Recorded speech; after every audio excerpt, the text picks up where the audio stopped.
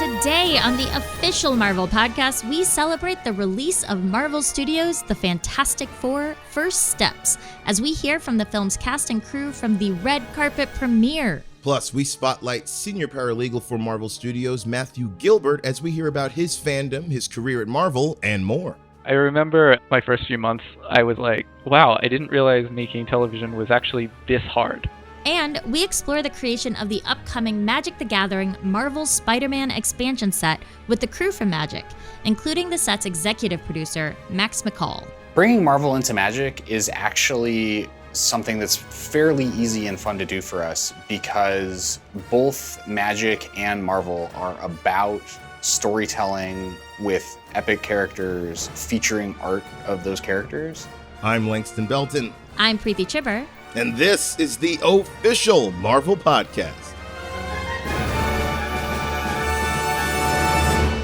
A few weeks ago, the stars of Marvel Studios' The Fantastic Four: First Steps took center stage as they served superhero chic at the red carpet premiere. Take a listen. We are joined now by Mr. Fantastic himself, Pedro Pascal. Señor Fantástico. Oh! I love it, man. I love it. I'm a big Fantastic Four guy. I am so excited to have you involved in this. I'm excited you're excited. I'm excited you're excited. I'm excited. And we will go like this for the next 5 minutes. It's just be excited. But I wanted to ask you, as a Fantastic Four fan, reading the comics is a guy who, if there's something interesting to figure out, he might begin to forget the human factor involved. Oh, yeah.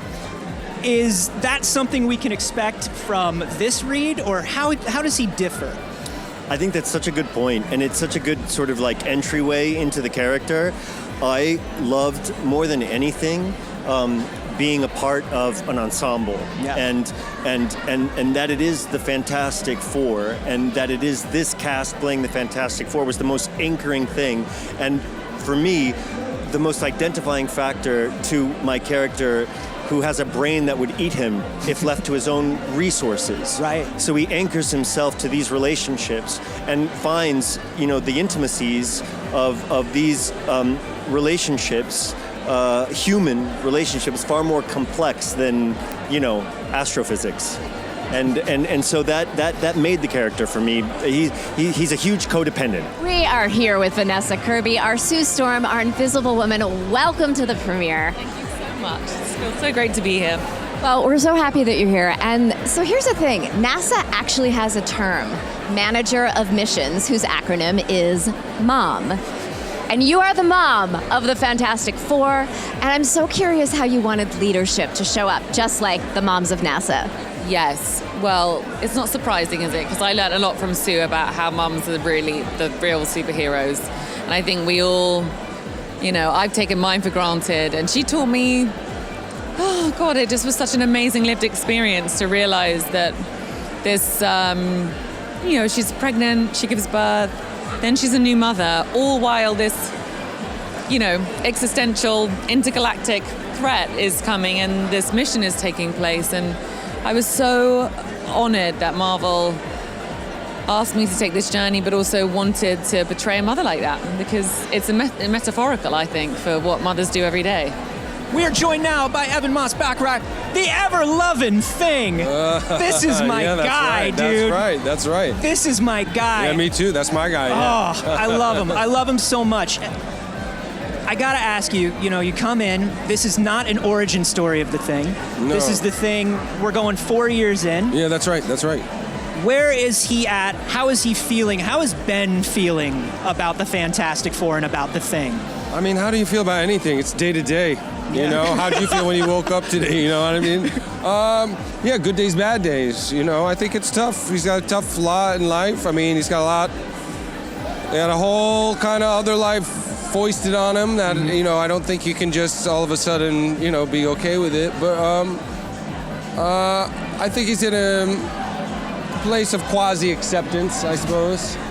And something that I love that you've talked about in interviews is this idea that as an actor, you say that your job is to fight for the guy that you're playing. And I'm curious, in this portrayal of the Thing, what was important for you to fight for, to make sure was an essential part of his character?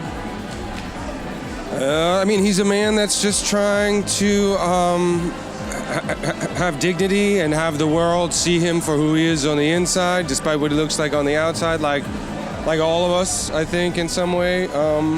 So he felt I know he's quite a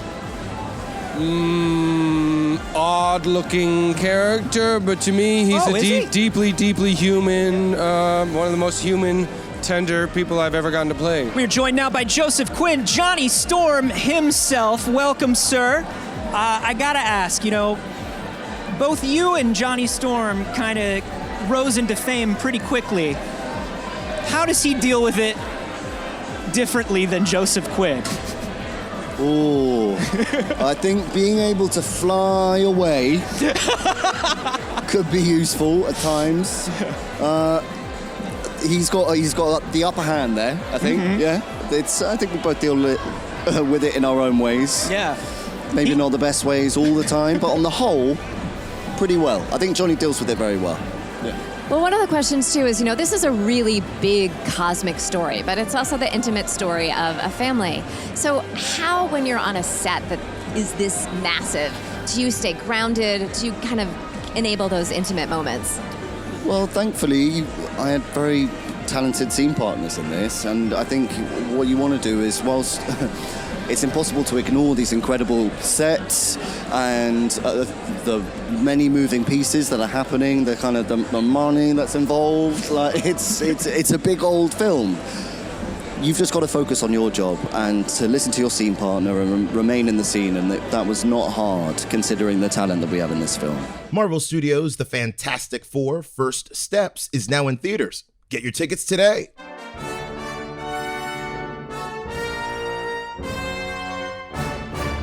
Our next guest has worked on shows like Marvel Animation's X-Men 97, Marvel Studios' She-Hulk Attorney at Law, and even films like Marvel Studios' Deadpool and Wolverine.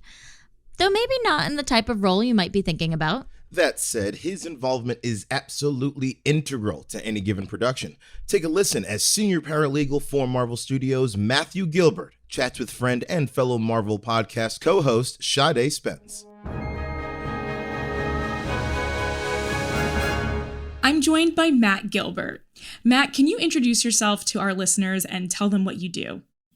I am a senior paralegal on the Marvel Studios Legal and Business Affairs team. So basically, I work with all of our amazing attorneys here to handle any sort of legal work that comes from our productions or franchise teams. Awesome. So can you tell us a bit more about your connection to Marvel? Like, were you always a fan? I've been a fan most of my life. I think as early as I can remember, maybe 7 or 8 years old, I was reading a lot of Spider-Man comics back then. And then as I went into my teenage years and early adult years, I kind of got back into it a little bit more and started collecting comics. I would go to the local comic book store and buy a lot. I would read a lot of X-Men. They're still my favorite. So for most of my life, I've been reading comics, probably almost 20 years, I would say. Awesome. That's so great. So can you tell us also a little bit about how'd you get your start as a paralegal at Marvel? So I kind of came over in 2020 and I kind of bounced around on a lot of teams, but I eventually kind of settled on animation because on the legal side, animation brings a lot of hurdles with it that we had always been making movies and then television, but animation is its own kind of little thing. So I was kind of brought on to the animation team and I got to start working on X-Men 97. And I was there from like the very first day all the way through. And then our new Spider-Man show, Your Friendly Neighborhood Spider-Man. Awesome. So you mentioned some of the hurdles with like animation. So let's say when Marvel Studios wants to start a movie or maybe a show, what are the various legal tasks that exist that you have to navigate?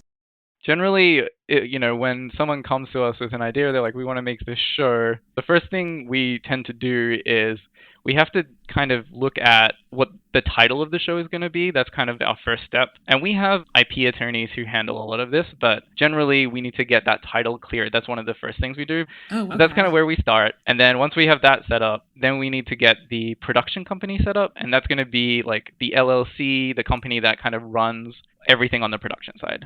So that LLC needs to be set up and ready to go before we even start our first contract, because that is the company that's going to be on all the contracts. And then once we have the production company and the title set up, then the next step is to register it with any guilds. So that would be SAG, WGA, DGA, They all need to know like what the project is, what the title is, what the production company is, all that information, when it's going to shoot, stuff like that. So we need to get all of that information to them so they can set it up in their systems, because then when we go to start actually doing contracts and deals, a lot of those deals will be guild deals, so it all needs to kind of already be in place. And then obviously the next step is starting to make the deals. We start with our directors, our writers, maybe some of the locations that we want to shoot at. Those will all kind of happen in the pre-production time frame, and then we move to like actors, and then we hit the production. Yeah. Wow. Whew. I was like, that is the process. And is there anything you were surprised to learn when you started here at Marvel? Yeah, I remember my first few months, I was like, wow, I didn't realize making television was actually this hard. And it is actually very difficult to do. And when you kind of see all the cogs that are like shifting behind the scenes, you realize like it's actually like it's a miracle anytime someone pulls it off. And obviously a bunch of companies pull it off all the time, right? Us included. But it's just like, to me, it's just like so many moving parts need to kind of fit together, and so many people have to work so hard to make sure that it kind of all gets off the ground. And every time I see that, even to this day, I'm like, that's amazing. I can't believe we accomplished that, So to me, I just didn't realize it was that difficult. Mm-hmm. Out of everything you've worked on at Marvel, what are you most proud of? Speaking of, you're like, that's so amazing, we did that. Deadpool and Wolverine was quite difficult on the legal side to kind of get everything working for everyone. We really wanted to achieve our creative dreams, and there were a lot of legal hurdles for that. And it's just amazing seeing that we were able to accomplish it, and that, again, that the response was very, very positive. So it felt like it was worth it. Yeah, absolutely. And can you tell me about maybe a pinch me moment that you had at your job? Yeah, I think for me, I'm going to spoiler for She-Hulk here, which I think came out about 3 years ago. So hopefully everyone has seen it. But there's actually a sequence in the final episodes, I'll keep it a little vague, but where she walks past some pillars that have all these comics on them. And she, you can kind of see them in the background. They're like real Marvel comics that exist. And I was lucky enough to be the person who handpicked every single one. So seeing that in the final product, I really felt like, wow, I did that. And that was crazy to see it like on screen. And they were all like handpicked like for very specific reasons. And it just felt good that there was like a tangible thing when so much of what I do is behind the scenes and like it doesn't actually impact what you see on the screen necessarily. So that moment when I got to see that was very, very cool. Yeah, it's like 20 years in the making since you've been reading comics that long. That is so cool. What advice would you have for somebody who's interested in becoming a paralegal? I think for being a paralegal, it's kind of a very different experience than being a lawyer. If you're in a field that you enjoy, I think it's a really rewarding position. It's not maybe the most glamorous job, but it's very integral. And I think it is like the glue that holds kind of the whole legal team together, which for me is very rewarding. I do have a law degree. I got it in Australia, which means it's not kind of applicable here, which is why I'm not an attorney. But starting as a legal coordinator and working my way up to a paralegal, I felt like I learned so much on the job, and I really feel like that is the case. So if you're interested in getting work as a paralegal, you can just go get your paralegal certification and pretty much jump straight in, because everything that you learn will be specific to the job that you're doing. And I don't think that you need to kind of have a bunch of experience or like know everything. It really is like a learn on the job type of thing. So if you're interested, then once you have that certificate, just apply. You'll figure it out. Okay, awesome. See, Matt said jump right in. So just jump right in, guys. Thank you so much, Matt, for coming on the show and just sharing some more of the background of what goes on at Marvel. This was like so insightful and really exciting to hear how it all comes to the screen. It's such a big process. So thank you. Thank you guys so much for having me. It's a pleasure.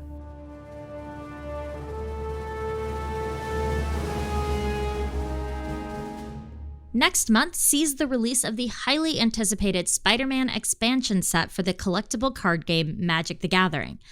And I don't know about you, Langston, but this sounds like the perfect entry for me. I have always wanted to get into Magic the Gathering, and now that Spidey's in the game, I feel like I have to check it out. Oh, yes. Listen. I'm not a deep player of it, but I have been initiated by some friends. I know how to play Magic albeit not well on one-on-one. That's a perfect record for me, but lucky. But listen, we got a chance to learn all about this upcoming expansion from the crew over at Magic the Gathering. And lucky for us, executive producer for the Spider-Man expansion set, Max McCall, says you can jump right in regardless of whether you've played Magic before or not. So Magic is the best game. Magic is a game about characters working together to form some sort of strategy that you use to do something cool and clever. And the reason that Magic is the best game is it's very willing to meet you where you are with whatever level you want to engage at. So there's basically as much strategic depth as Magic as you would like. All of the art is gorgeous. And then you can play it with sort of whichever of your friends are free that night, kind of basically no matter how many of you there are. And so with Spider-Man, like whoever your favorite spider hero is or whatever villain you think is coolest, those characters are cards in the Magic set, and you'll be able to build a Magic deck with them. And you'll be able to like put together your various favorite things from the Spider-Verse into your deck, and then your Spider-Verse deck will be like authentically cool and true to the things that you like about Spider-Man, and then you'll be able to play that with your friends. Max also says that bringing the world of Marvel into Magic was a no-brainer. Here's how the crew combined the two universes and what all went into developing this collaboration. Bringing Marvel into Magic is actually something that's fairly easy and fun to do for us because both Magic and Marvel are about storytelling with epic characters featuring art of those characters. And so bringing a Marvel character into Magic is sort of distilling down the essence of that character into what the coolest thing about them is, and then making art for them that's suitably cool and heroic, and then making that into a fun Magic card that's fun to play the actual game with. And so a lot of what we've been doing is looking through all of our favorite Spider folk and being like, oh, what about this character do we really want to highlight? What's the coolest thing about them? And making sure we bring that to the character so that fans of that character will see the thing that they tend to like the most about that character. And so that's different for the heroes and the villains and so on. So a Magic set starts with the idea of what the Magic set should be about. With Spider-Man, it's like, okay, we want to make a set that celebrates all of Spider-Man and everything from throughout its history. What we then do is look at across all of Spider history and sort of think about what the art style should be for these cards now, because we want to make art that's true and authentic both to what Spider-Man is now, but also is respectful of comics history and sort of speaks to kind of the art styles that were more prevalent, decades ago, but still have it feel fresh and modern. Finding that balance between classic and modern art styles is exactly what senior art director Sarah Wassell was tasked with developing. Here's Sarah on that confluence. I think there are these moments where you're flipping through a comic book or you're cracking a booster pack, and they have a similar effect where you're flipping through something and you get completely stopped in your tracks and you have this emotional reaction and you think like, what is this? What is happening? Like, what's this story? And then what's the next thing that happens? You have to show someone else. And Magic and Marvel comic books have this like similarity, and it's such a beautiful thing to bring them together. There have definitely been Marvel artists that have been a huge influence on us, from Jack Kirby and Steve Ditko from the beginning to Todd McFarlane. And we even have moments in the set that have art by Mobius and by Mark Bagley. Also, Magic has this 30-year history of fantasy art, and it's developed a lot and changed a lot and is built on the shoulders of giants, just like Marvel comic art, right? And Magic is very cinematic, and it's really expressive, and it's so painterly, and we have these people like, Jesper Eising and Ryan Pentecost and Scott Fisher. These are all Magic artists that have been doing this for a long time. To have them apply their skill level to this character and this world is just such an exciting moment. And it's been exciting for the artists too, and also a challenge for them because Spider-Man in his blue and red costume is super visible. You can't hide his acrobatic poses, and it's been a challenge, I think, and an exciting one for artists since the character started. Speaking of Spidey's suit, fans of Spider-Man know that Spidey doesn't just stick to the classic blue and red tights. Throughout the years, we've seen him wear a wide variety of costumes, from the black symbiote suit to the red and gold Iron Spider suit. Here's what Sarah had to say about bringing that variation into the world of Magic. When we iterate on costumes or characters or kind of like the same concept on multiple cards, there's a bunch of different ways that we can do that. You know, there's simple things like we have the settings stay exactly the same, but the character just like flips in and out. And maybe that's a really cool way where we can have a double-sided card where on one side it's Peter and on the other side he's in his suit and he's fighting someone. Another thing we do is we like to play around with like special printing techniques, which is a particularly fun thing to do. We work with like different kinds of foils that like catch the light in very different ways, or we can use inks, or we can use like coatings to like highlight certain things on the cards. We can use neon. There's all kind of fun toys that we have to play with to like really take one idea and then just like boom, boom, boom, just keep kind of making exciting clones of it. So you're like the cacophony of them at the same time is really fun in the space. Art direction is just one of the many aspects of designing a particular set of cards for Magic. According to Magic head designer Mark Rosewater, designing a full set is actually a lot like building a house. The design portion is actually broken up into 4 different sections. We have what we call exploratory design, vision design, set design, and play design. So exploratory design is like, what kind of house do you want to build? Where do you want to build it? What kind of building materials are there? It's just sort of figuring out the nature of what we're doing.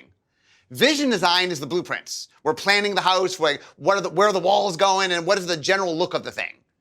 Set design is the actual building of the set, the building of the house. You have to put it together. And then play design is kind of like interior decorating, like making sure that all the final touches, that the house looks as beautiful as it can. So the idea when we do a Universes Beyond set, which is an existing property, what we want to do is say, okay, for fans of that property, what would they expect? So we'll actually go in a room, we'll get a whiteboard, and we're like, okay, it's Spider-Man. Let's write everything we can possibly think about Spider-Man. Who are all the different Spider-Man and Spider-Man heroes and allies, and who are the Spider-Man villains, and who are the characters that, that Spider-Man knows, and what are the places and objects, and what are the key events of Spider-Man? What are the fun storylines? We write everything down. Because the idea of the set is, it's not just any one point in time, it's Spider-Man from the 60s to the present. It's all of Spider-Man. Let's capture every aspect. All the costumes, all the different storylines. Like, we want to capture everything all in one set. We can do Spider-Man, we can do Miles, we can do Gwen. What are the cool villains? We do Green Goblin and Doc Ock and Sandman. Like, we can go and find all the cool things and get them as creatures. And then we have objects, so we can do web shooters, we can do infinity stones, like we can find what are the coolest items from Spider-Man that we could put into the set. And we have spells that represent individual moments in time. Like we have things that show stories, so we can represent whole storylines. We can represent things like Parker Luck or with Great Responsibility. Like we can get all the cool things that Spider-Man fans would love and then carve them in a way so as you're playing the game, you get to relive all those things. Now, as Mark mentioned, one of the last phases of designing a Magic set is play design, or interior decorating, if we're stealing from Mark's metaphor. That's when a set reaches the principal game designer, Jadine Klomparens. Yeah, so I am the play design lead, so that's like the very end of the process, working on the final effects, the final numbers on the cards, and playing them against the cards in the rest of Magic, and trying to get everything balanced against each other, try and make sure that we're still delivering on something that captures all of the resonance and flavor that vision and set design so painstakingly put into the set, while also being a really polished and good play experience for our players. For Jadine, one of the aspects of the set that she and the team focused on was Spidey's web slinging. So we made a whole new keyword for web slinging is the name of it.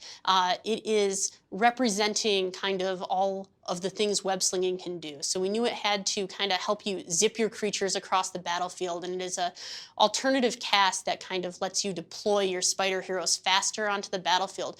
But there's also that kind of, I can affect other things with web slinging part of it too. So part of the cost is returning another creature on the battlefield to your hand, returning that creature to safety. And there's lots of awesome things you can do when you put something back in your hand. So kind of we captured that mobility element. We kind of let you play your stuff a little faster, move around, and really captured a lot of the different things that Spider-Man can do with his webs. Another mechanic that's being implemented for the Spider-Man set is the use of double-faced cards.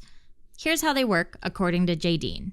So the double-faced cards in this set, like Peter Parker / Amazing Spider-Man, are something we don't do a lot of. They have two sides. Peter Parker will be on the front half of the card. Once it's in play, you can transform it, and then you flip it on the other side, which is Amazing Spider-Man and lets you access a greater power suite and a more powerful card.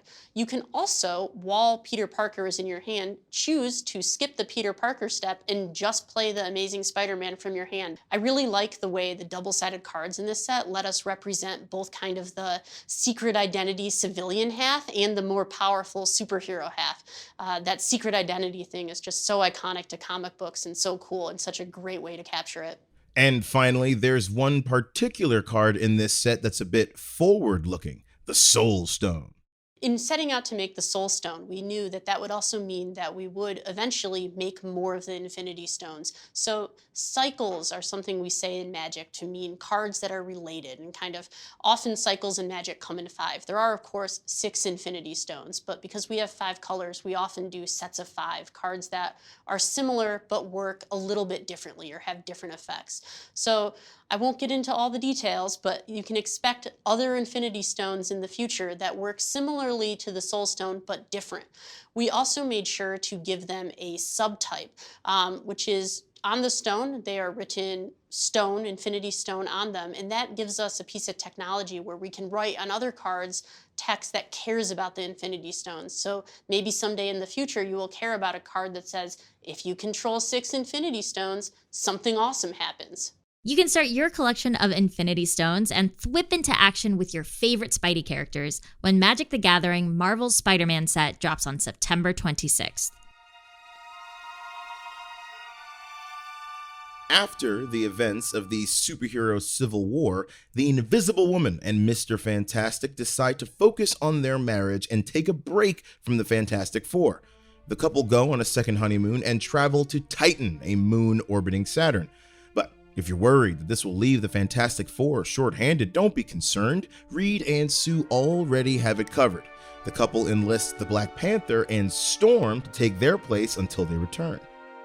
While on Titan, Reed Richards receives a call about a mysterious object from hyperspace that has entered their solar system. Reed departs to investigate, leaving the Invisible Woman alone on Titan. This catches the attention of the Wizard, the leader of the villainous Frightful Four and a man obsessed with defeating Sue's husband. The Wizard and his Frightful Four take this opportunity to ambush Sue, but not before she can send a distress call to Reed. Before returning to Titan to help Sue, Reed recruits the Fantastic Four, and when they arrive in 2007's Fantastic Four, issue number 549, written by Dwayne McDuffie, the team immediately split up to take on each member of the Frightful Four individually. Storm slips away to free the Invisible Woman, and let's just say, Sue is not very happy. Sue slowly approaches the Wizard and corners him as she reads him for what he is. A pale facsimile of the man she loves. One of the best minds on the planet, and you wasted for years doing magic tricks. Then trying to best a man who'd never really harm you despite your endless provocation. But that's the difference between my husband and me. He doesn't understand revenge.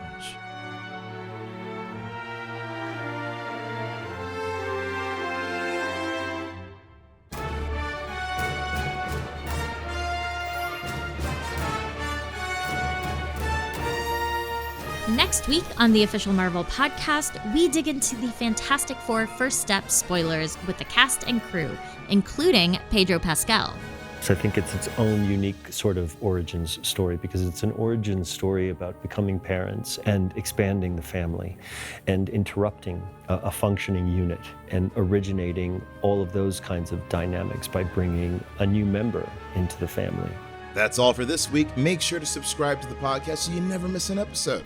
This episode was hosted by Langston Belton and me, Preeti Chhabert, featuring Sade Spence. Our producers are Jasmine Estrada and Anita Flores.